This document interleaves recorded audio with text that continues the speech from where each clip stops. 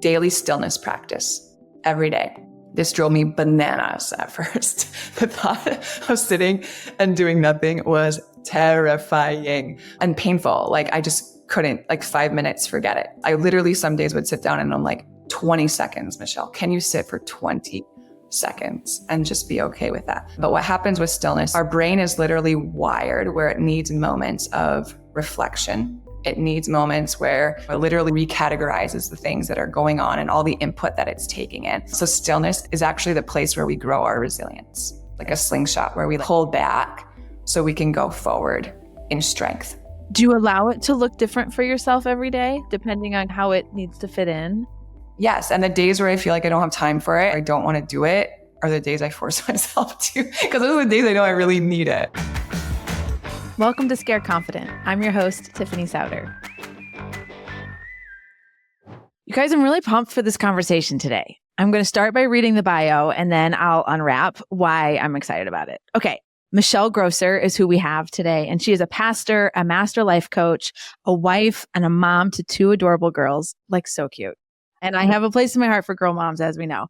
She started her career as an attorney, and I think we'll double click into that. So attorney turned life coach. I think you're one of one there, perhaps. And today she calls herself a nervous system nerd. And she shares her insights weekly on a top podcast, like very successful show called The Calm Mom. So Michelle, welcome to the show. And I'm excited to unpack a little bit this idea of burnout and our nervous system. And we're going to go on a ride together. Oh my goodness. Thank you so much for having me. So good to be here. So I told Michelle at the beginning of this episode, I want this episode to be called, is it clinical burnout or just a bad day? So I tend to roll in a fairly low empathy way. Like for an example, my daughter, I don't know if this is low empathy, but we're at a parade this past weekend, fall, community parade. And my 13-year-old daughter, who like all 13-year-olds loves her phone, dropped it in the grate, like the sewage grate. Like she was sitting on the curb, dropped it down. And my first reaction was, honey, that looks like a you problem. So I don't know if that's low empathy, but I felt zero feels. I was like, that looks like something you're going to do. I'm going to move on with my day. And you get to recruit a whole bunch of empathetic strangers to help you.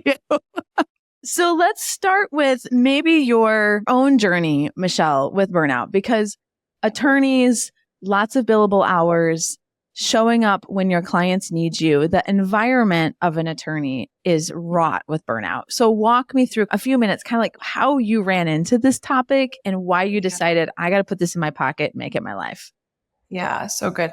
So I started out working straight out of law school at a really big insurance defense law firm. As a new associate, you were expected to, sleep under your desk and not have a life and bill your time in 6-minute increments all day long. And I'm like, yep, this isn't for me. That didn't take long. And then I'm like, I'll start my own law practice. And I did that in 2014. So then I was able to be a lawyer plus a business owner, which totally did not solve any of my problems. And then I had 2 kids back to back, 16 months apart. And I just crashed and burned. And it was like, I think years and years of ignoring all of the warning signs. Just like my body just got to the point where it's, if you're just going to keep ignoring me, I'm going to shut you down. And that's what happened. And, we were talking earlier, as a high achieving 3 on the Enneagram who loves all her lists and resources, I'm just like, I must be just missing a supplement, or someone just needs to give me a 3-step plan out of this. And I went to the doctors and I hired my own coach and I worked with a functional medicine practitioner. And what I discovered was that it was way bigger. It was way bigger than just this little 3-step plan or a supplement or, an easy fix. I really had to overhaul a lot of the ways in which I was operating my life, relating to people, defining success and accomplishment, and do a whole 180. And when I did that, holy moly, symptoms started to fade away and my passion came back, and my the transition from feeling like a shell of myself back to a human being who can get excited about things really excited me to just share how that happened. And the through line for all of it was the state of my nervous system, learning how to regulate my nervous system. So I started a podcast and I started a coaching business and I started to wind down my law firm. And that's been the last 3-4 years now of just really getting the word out, how other women who are doing all the things can do the same. So I love that. Thanks for sharing that. I want to go back to sort of your crash moment. Again, I've listened to quite a bit of your stuff, but like what got your attention so much that you were willing to put this much energy, this much of your like desire to understand, this much of your intellectual self towards solving this? Like what was happening? I joke early in my own entrepreneurial career, I like played life like a game of bumper cars. I would go so fast and crazy until I the car blew into the wall and I was like, oh no, this must not be the right. Like I could not pick up on little beeps, little yellow lights, like nothing you did would get my attention. It had to be so big. I think I'm better now, but I'm just curious, were you wise enough to feel the mutes, like the muted buzzes, or was there this like, I can't get out of bed? I don't know this, but how did it get your attention? Yeah. So I think I can relate to the bumper cars, but I think that was me for a long time too. And I think part of it is that, especially as high achievers, we are just so good in our masculine energy. We're so good in our head. We're so good, like just pushing through and think like, give me a strategy and I'm just going to figure this out. And we're so disconnected from our body. And that was me. Like I was just so disconnected from what my body was trying to tell me. So I think I had been dealing with mental and emotional symptoms for a long time, like the brain fog, the feelings of burnout, just anxiousness and irritability and edginess. And I just didn't like how like snappy I felt like I was coming and waking up dreading the day and like little things like that. I'm like, it's a bad day. Just push through it. You're fine. But there was the physical symptoms that really caught my attention. Like all of a sudden, my hair is starting to fall out and these gut issues are like, I can't eat anything anymore. Like my skin looks like a mess. I can't sleep anymore. Like I can't fall asleep. And then I wake up every morning at 3 a.m. and I'm just like wired for the day. My joints ache, right? I'm like, it must be an autoimmune condition. Like, why do I feel like crap? And that's really what got me starting to see. And I had small kids. So then it's the question of like, is this just motherhood with small kids and like doing all this stuff? Or like, is there something really serious going on here? Because I don't want my kids to have a memory of me as like, oh, my mom was just always tired. My mom was just like always running low. My mom was just irritable and snappy. I was like, I got to do something about this. Mm-hmm. I appreciate you sharing that. I remember I had just had our third and she was born in August. We were in the Christmas season. My husband had busted his bicep muscle, like came undone playing basketball. They had like drilled through his bone. It was like this big dramatic surgery. And we had 3 little ones and it was Christmas. And my kids wanted lights outside of our house.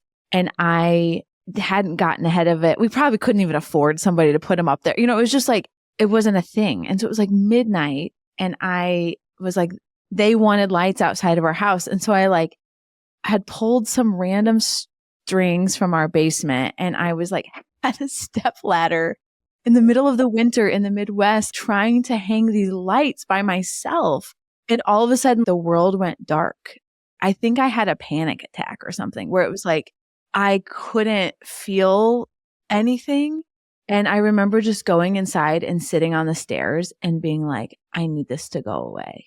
Like, I can't not be okay. And so I think as I'm like listening to some of your things, I'm like, there are clues in my own past. I think I've somehow some similar adjacent strategies kind of loosened the vice in seasons of life can be on your body. But that was kind of mine. I was like, I am skating very close to the edge here. Like I've not had my body abandon me like that before. Wow. Yeah, that's scary. So I don't know if that's how, like, when women come to you and say, look, there's sort of these moments where it's like, ooh, my head is failing me. My body is screaming at me and I don't know how to put all that back together. So where does somebody start? Well, maybe before we do that, how do you discern between, one of my favorite sayings is you don't get uncommon outcomes in life without uncommon efforts.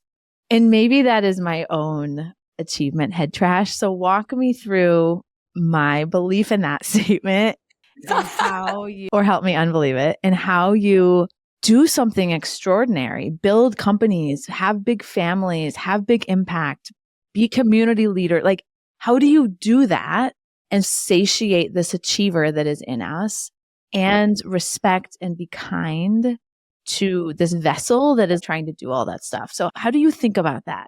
Give me some words and ways to dance through that. My husband and I were actually talking about this last night. And for the longest time, especially in building my law practice, I had this Post-it note taped to my computer screen that said, it's supposed to be hard. And it was just this reminder to myself. It's not that you can't do this. It's not that this overwhelm is too much for you. It's not that whatever like is going through my mind. It's that you're doing something really big and it's supposed to be hard. And in the last 2-3 years, I was telling him, I'm like, that was complete garbage. I'm like, that was so not true. And I've proven it to myself.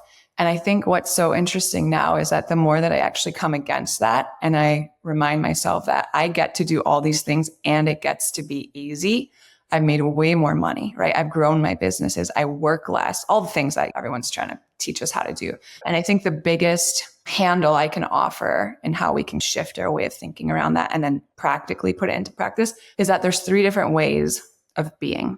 And this is something I coach on a lot, especially with high achievers. The first way of being is, call it the victim, but it's really this, we get caught in these traps of everything external is impacting and the reason for why we can't do the things that we want to do. Like when my kids are older, then I'll launch the podcast, or if my husband helped more than, whatever it is. The problem is that it's always something on the outside that I can't control. So I'm always just over here waiting for things to change and then I'll be able to get to it. But the problem is I can't control it and the things don't change. So here I am and I'm just stuck and not living the life I want to live. And as hard as it is to admit, we all spend some time there. So that's the victim. And then the second one is where I lived most of my life and where a lot of my clients live their life. And that's the worker. And the worker's frame of the world is I just got to do more. Like the more I do, the more that I'll have. And then I'll be able to be what it is my end goal is, right? So the more I work, the more freedom I'll have. And then I'll have more time to rest. The more I work, the more, money I'll make. And then the more freedom I'll have to not worry about finances or whatever it is.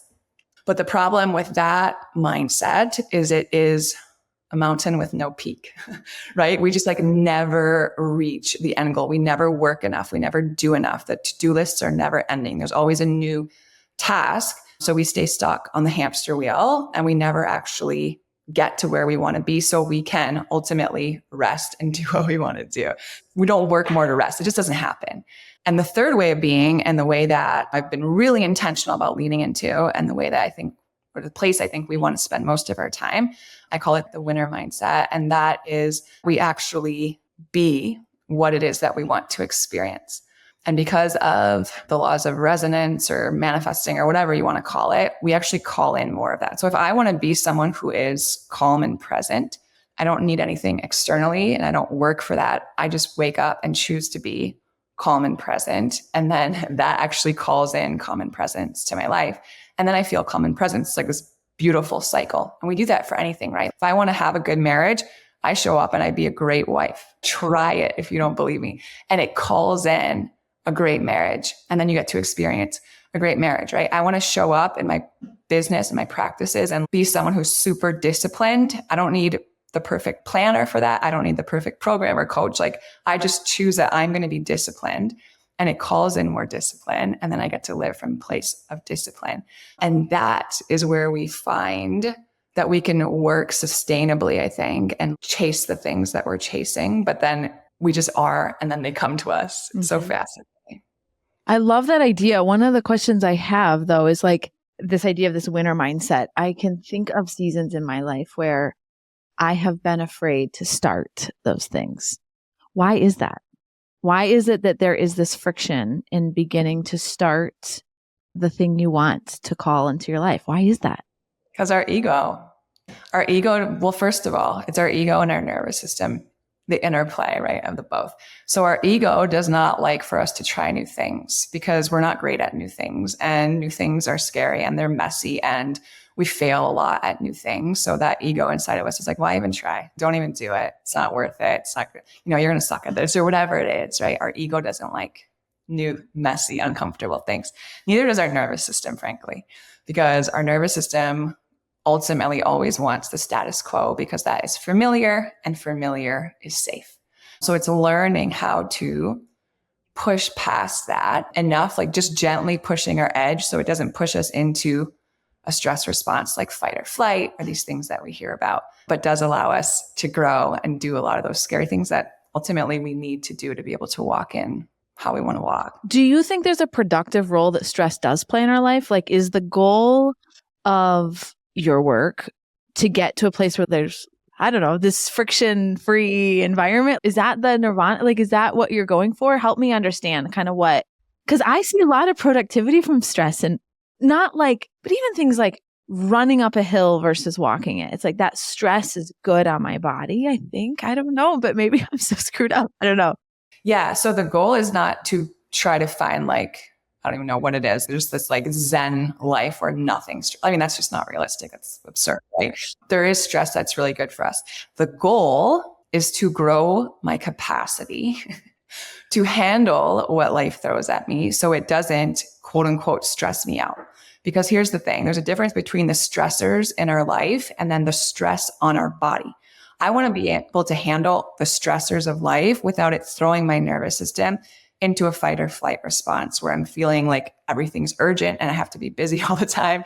And I'm always like running late and I can't get everything done. And I'm stuck in this scarcity mindset and no one can help me. And I have to, like, all of those things we can learn to heal and move past and deal with the stressors that come up in day-to-day life. And a lot of them are valuable, right? Like sometimes I do need a time crunch to meet a deadline and get stuff out. Some of that is really good. The goal with our nervous system ultimately is resilience.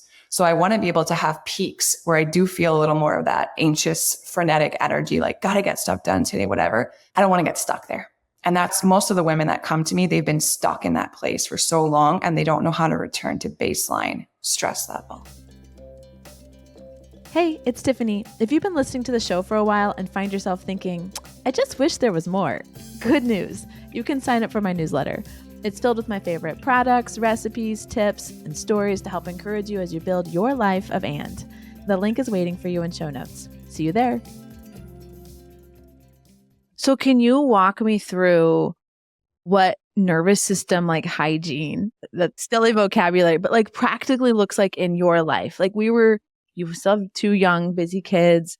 You were just sharing with me before we pushed record, your family just moved, halfway across the country and you're living in an imperfect environment. It's very uncontrolled. You're in an Airbnb. It's chaotic. So what does nervous system hygiene look like in a time of, I would just say, like heightened life for you? Yeah. Okay. So some foundational stuff, I think that's really helpful. One, super simple. Everyone who knows anything about any kind of health will tell you this. We got move my body, right? We've got to move our bodies. That's a huge part of healthy nervous system, regulated nervous system is daily movement. When it comes to our nervous system, a lot of types of movement, intense movement can actually be additional stress on our body. So if you tend to be someone who's already high stress or wanting to heal some of this like stress and anxiety, just gentle movement, right? Go for a walk, stretching, yoga, Pilates, things like that every day. Second, and this is a part that so many of us, well, I guess the next two are uncomfortable with, but that's really where the growth happens. Daily stillness practice every day. This drove me bananas at first. The thought of sitting and doing nothing was terrifying and painful. Like I just couldn't, like 5 minutes, forget it. I literally some days would sit down and I'm like, 20 seconds, Michelle, can you sit for 20 seconds and just be okay with that? And then I grew my capacity for stillness. But what happens with stillness, so many different things. One, our brain is literally wired where it needs moments of reflection. It needs moments where, it literally like recategorizes the things that are going on and all the input that it's taking in. So if we want to grow our ability to be creative or even logical or all those things, like we need downtime where we're not constantly consuming. I think also, especially as moms, especially as high achievers, there's just so much stimulation, like information overload to begin with, right? The sounds and the requests and the lights and like all the things. So stillness is actually the place where we grow our resilience. It's actually the place like a slingshot where we like pull back so we can go forward in strength. So what does that look like?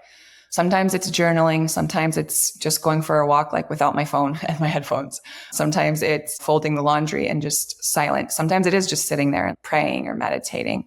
Do you allow it to look different for yourself every day? Like depending on how it needs to fit in? Yes. And the days where I feel like I don't have time for it and the days I feel like where I don't want to do it are the days I force myself to, because those are the days I know I really need it, right? And some days it's 5 minutes and that's okay. And some days it's 20 minutes and that's awesome. It's so interesting. I feel like when I was, after babies, like kind of getting exercise and stuff like back into my life, I start in this very rigid way. I have to be at the gym every morning by 5:30 and this is exactly the program. And like, it's again, I'm just like observing this. And then as you start to be like, oh, this is kind of fit into my life. And sometimes I have to take my clothes and I walk while my kids at practice. Like it kind of like when you get comfortable with it, it gets like this fluid friend. And I was interesting when I was asking you the question, I was expecting this very rigid response. Because as a beginner, that's like the cleanest way to start, but it's the most impossible, improbable way of beginning anything. Yeah, just like observing this. You're like, it's like this thing in my pocket and I call it out every day. Like I do exercise and okay, not every day. When I talk about myself, I'm really incredible. But you call it out as the day allows it to be, which is such a more mature relationship with this idea of stillness. And I think I go to this extreme thing where it's like, I have to have a room and I have to wake up at 4:40 and there can't be a kid around. It has to smell good and my clothes are soft. And I don't know, like, and everyone's being nice to me today. Totally. Yeah. But it's impractical. Like that's not sustainable. I love you just being like, yes, it has to be fluid in the way that it needs to be called into that day. So, yeah. And that was me too, like with the structure. And I actually did a lot of study around this. I made a quiz about it, about 5 different personality patterns. And my personality pattern is the rigid pattern, which it sounds like you might share a lot of. I think that, yeah, we could be neighbors. Exactly. And I just got curious. I'm like, why is it so important for me to like have this stuff perfectly time blocked and need all the equipment and like whatever, all like the rigid stuff because it makes me feel safe, right? Like it makes me feel safe to have a plan. And a lot of us that fall into that pattern, when I look back, it's like, man, even from a really young kid, like I'm the oldest of 5, right? So like the oldest daughter, 5 kids. I'm the oldest of 4. Yeah. There you go. There we are. Yeah. I was finally like noticed and praised when I was accomplishing things for like my organization, but for being a go-getter. I was not someone who was asked like how I was feeling about things. It was just assumed I was going to take care of everyone else's stuff. And what that did is it created in me a pattern of always referencing something on the outside and not my own intuition. So that was like for me to release a lot of that rigidity. And like, I was obsessed with rules. Like I became a lawyer for God's sake. But like, even my husband would do a U-turn and I was like the gall, like it drove me crazy. And it was just like a practice of like, how can I do the things I want to do while it's messy and not perfect every day? And that bleeds into everything, right? Like our workouts or our meditation practice or whatever, but also like our relationships and our parenting and our business and all the things. It's so good. It's so good. Was there another thing you were going to say? I feel like maybe there were 3. Oh yeah. The last one, my favorite, it's incorporating daily play. And I think so often, especially as women who are doing all the things, we're like, I don't have time for that. We don't buy in to what like the ROI is going to be. We think it's for our kids or it's another task or whatever it is. But man, doing something every day that lights you up, that like you're not getting paid for, is such a powerful igniter to like how you want to be every day. So I don't know, what are the things you did when you were a kid or like a teenager? Like, is there an instrument you love to play, right? Is there a hobby? Do you love to cook? Do you love to skateboard? Do you love to like, I just started going out in my driveway before we moved and like just shooting free throws. I'm like a 38-year-old woman. I'm just like in my driveway. Dribbling a basketball. That's incredible. It like brings you right back to like 8th grade. I hope you had on high tops and really bad gym shorts. Like we had to roll 87 times. Yeah. Oh yeah. But there's just something about that for like 10 minutes that when I came inside, I was just so much more pleasant to be around. And like the things that went through my mind while I was out there, right? The ideas that came to me, the business strategy, the people to reach out to, it created space for all of that. So I think those are 3 things that we can all incorporate like 10 minutes a day that will make such a huge impact. I don't want to put a rule like around play, but is it ideally something you're doing on your own so that it's not this like social, you know what I mean? Like, is it something where it's like, hey, it's you in a tactile way with yourself. This is not with a friend. Does that matter? Again, I don't want to get legalistic about it. I get the idea is play and I'm hating myself right now for this question. Like, what a buzzkill. But I'm just asking for a friend. So for your friend, we have a social connection aspect to our nervous system. Our nervous system is wired for social connection.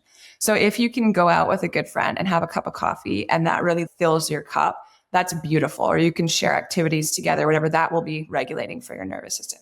However, if that's causing you stress to plan or be around people who are sucking your soul or whatever it is, then that's not the key. So I think the bottom line is like the things that really light you up, whether it's by yourself or with others.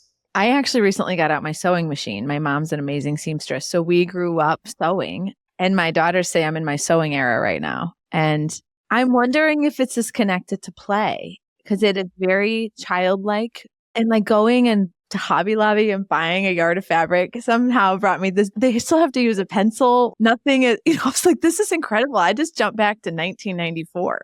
Here we are, you and me together. And I was like, this is very playful. That's interesting. It just helps me bring vocabulary to it. So thank you for that. Okay. I probably should have done at the very beginning. This is so helpful. Define nervous system, because I'm like not medical and I think I know what that means. But if you use that word in a way where you really understand, hey, what this means, but like, what is the nervous system and how does that operate in our bodies? Yeah. So our nervous system is basically how our body sends messages, right? Top down and bottom up. So messages from our brain down to our body, and then also messages from our body up to our brain. And it's really our body's command center. So our nervous system is constantly gathering information and it's storing it away from conception ultimately, right? And it's our command center. So it is governing all of the things that we think and the things that we say and the things that we do. And the research is showing that more than 98% of the things that we think, see, and do are all unconscious and just run under the surface by our nervous system. If our nervous system is its ultimate goal always, right? Its first priority is to keep us safe and alive and continuing to exist. So it's gathering information to help keep us safe. You know, if you think through our evolution, at some point, we would perceive that we were like being chased by a saber-toothed tiger, and our nervous system would catch that, right? And it would do what it had to do and start all these different physiological responses in our body so we could run from that tiger or fight that tiger and continue to survive. And that sends us into what we call our fight or flight response right now, a circuit in our nervous system. And it releases cortisol and adrenaline and like activates our body and prepares us. And that is awesome. And it's really helpful in short bursts when we need it, even now. But now in 2024, we don't experience stressors like once every few weeks or once a month or whatever it is. It's like chronic everyday stress. So for the majority of people, our brain is constantly being like alarm, alarm, alarm, right? It's like the bank account or the relationship status or the parenting or the health issue or whatever it is. And our body's constantly sending out all of those chemicals, the adrenaline and the cortisol, and we're stuck in that heightened state. And we don't know how to get out of it, first of all, which is a huge part of what I teach. And then the second part is that when our body doesn't feel safe, what we're learning as we study the nervous system is that only 20% of our nerves send messages from our brain down to our body.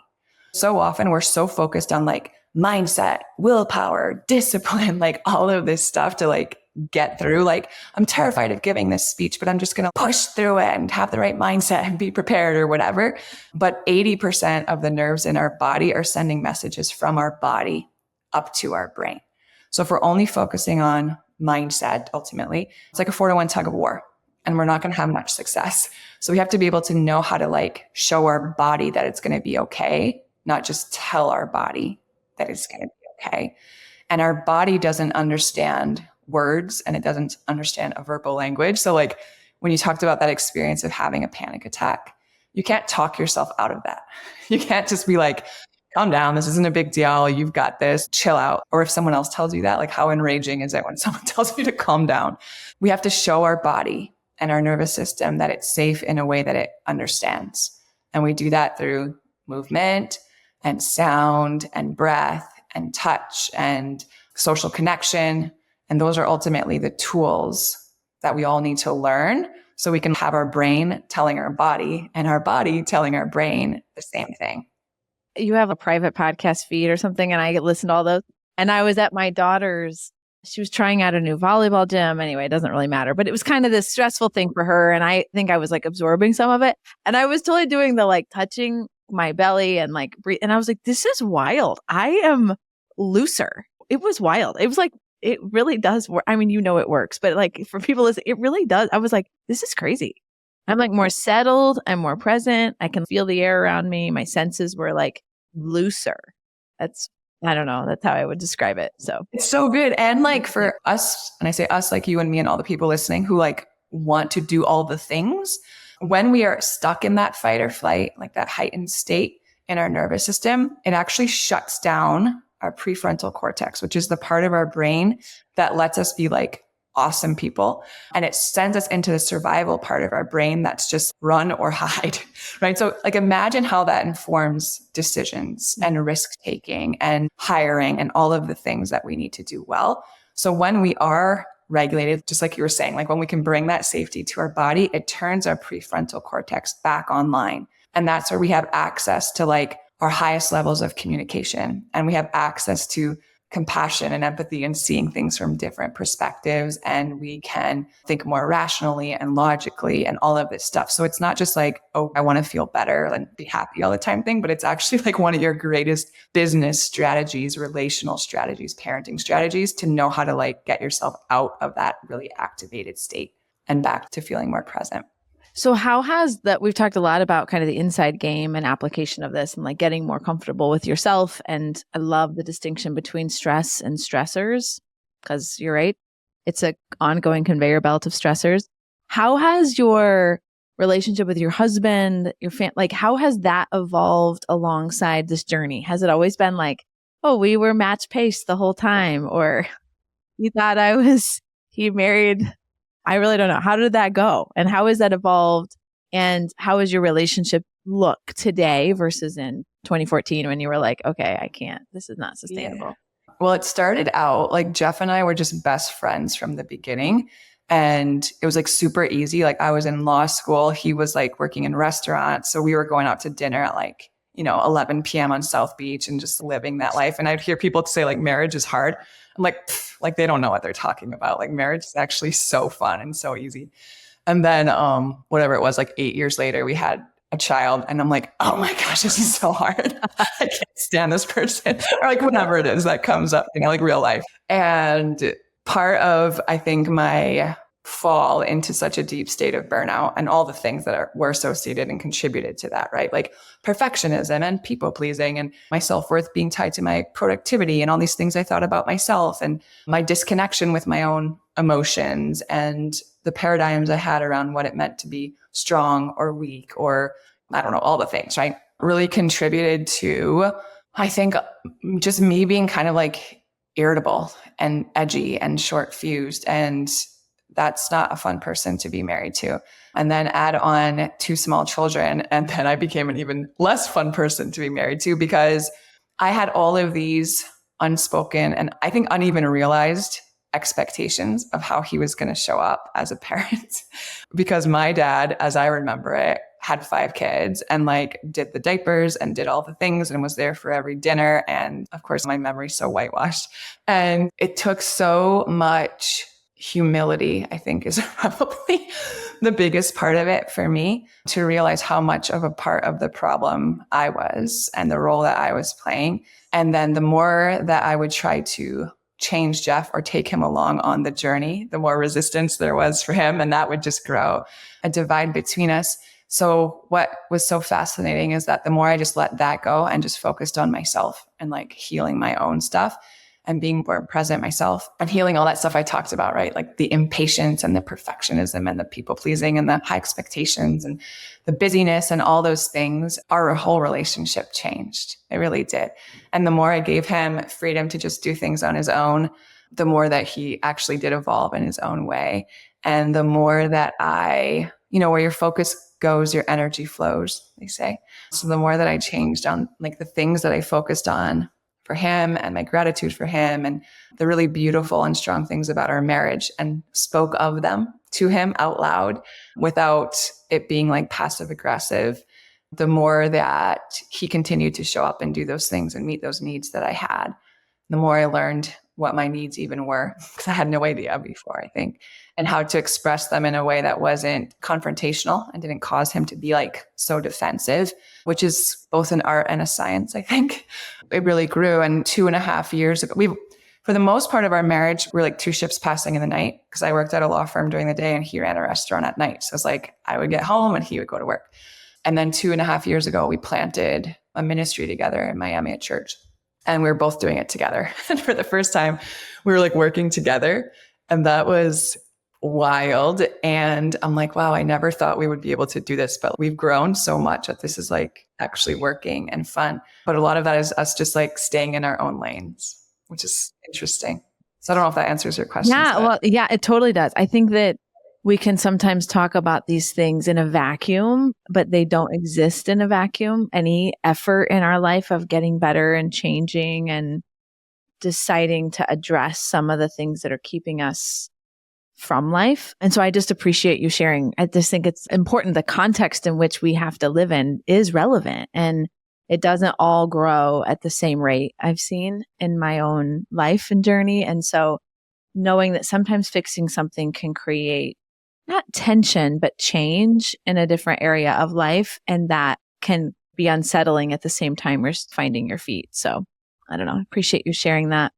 One last question, and then we'll let people kind of learn where they can learn more about you. But how did you keep stamina for the journey in this like world of quick fixes and 90 days to your perfect body? And we like know intellectually it's not true, but when we're in pain, the idea of it being fixed fast is appetizing because we want the pain to go away quickly, but it didn't show up quickly. And so it usually doesn't go away quickly. How did you keep stamina for the journey? Or how, when you're working with people, how do you encourage them in that? Because I find we just quit sometimes too early. So how do you think about that? How did that journey look for you, Michelle? I think it's both. I think one, you can have an understanding and appreciation that like the real good, true things just take time, right? Even like podcasting, right? Like that is a long game. That is a game where I'm like, I'm going to go at least 2 years before I decide if this is working or not, because it's just slow, but it's awesome and it's powerful. So I think that is part of it, like having a realistic understanding of the why. Why is this going to take time? Because it's actually going to work, right? And I'm willing to invest. And then the second part of that is that I think with all of these things that we want to do that are really big and feel like they can take time, there are also parts of it where we can see quick wins. And I think like keeping our eyes on that can be really helpful too, because that can be really motivating. And then I think another thing that I did, two thoughts that are coming to mind. One is as far as sustainability, I made a promise with myself or commitment to myself that I was going to allow myself to have seasons that felt like sprints, but I was no longer going to have seasons that felt like marathons. So if I had, a big launch coming up or a case that was going to trial or, whatever it was, I was like, all right, I'm going to put a start date and an end date to this, but I'm like 6 weeks and I'm like scheduling time to rest, because before that pace was like my default and that was not sustainable. And then the other thing I think that can be really helpful is that a lot of times we get discouraged when it feels like things are going slowly because we're caught in the comparison trap. It's actually not going slow. It's just you have a bunch of people lying that it went faster for them or that they think it should go faster and they don't know what they're talking about. Yes. That is, yes. Say it again for the people in the back. It's such a thing. It's a thing. I went through my Instagram. I just slashed. It probably took me months because I did like 20 a day or something of people I was following. I just started unfollowing. I unfollowed like every influencer. I unfollowed like anyone that was like just giving me crap like that. And I started following women in their 60s, really experienced entrepreneurs who I can look and see like they've been doing this for the long haul and like have made a crap ton of money doing it. The people that I'm like, I buy what they're selling. So it like really helped me put the blinders on and set my expectations because there's so much noise out there. It makes me crazy. My thing right now is like, if you say to a 25-year-old, you can build, maybe this is again, my own achievement trap, but that you can work 22 hours a week, 4 days a week. And it's like, at some point you need reps, you need exposure. You have to takes doing a podcast to know how to do a podcast. You can't just phone it in and it work. Like it just takes so much doing things when you're bad and uncomfortable and it's messy and it's inefficient and it doesn't work and you're annoyed and then those cycles speed up as you start to put your experience, lived and mentored experience towards new projects. Then yeah, you're successful a little faster and then a little faster because there is a formula. But oh my gosh. Yes. I even remember when I started my podcast, like don't go back and listen to the first episodes of my podcast, please. Like nobody do that, because I would record an episode and then I would just put my mic down and be like, well, that was the worst episode I'll ever record. I'm just knowing that the next one just has to be better, but I'm going to keep going. And that's true with everything, right? Everything. Yeah, exactly. So, okay, Michelle, if people are like, oh my word, I need you in my life, how do I begin this journey of unwinding myself from my overactive nervous system and my drug of achievement? Tiffany's summary. Where do they start? Awesome. You can find me at my podcast, which is called The Calm Mom. And it's probably the best place to get a bunch of information about your nervous system. And we really focus on resourcing high achievers who are also raising kids and trying to manage and heal anxiety, overwhelm, and burnout. The quiz that I mentioned is super enlightening, and I get more feedback on that than anything else, where people take it and they're like, oh my gosh, I feel so seen. Like, this is crazy. So you can find that at michellegrosser.com/quiz. And my website is just michellegrosser.com. You can find all the things there. Awesome. And we'll link in show notes. So thank you so much for Michelle for being on. You were so present and honest, and I really appreciate the double click into who you are, what you're doing. And I'm reminded that I can chill a little and maybe things will be great. They will. I promise. They will be great. That's right. They will be great. I believe it. So. I know. Thanks for having me. It's been a joy. Thank you for joining me on another episode of Scared Confident. Until next time, keep telling fear, you will not decide what happens in my life. I will.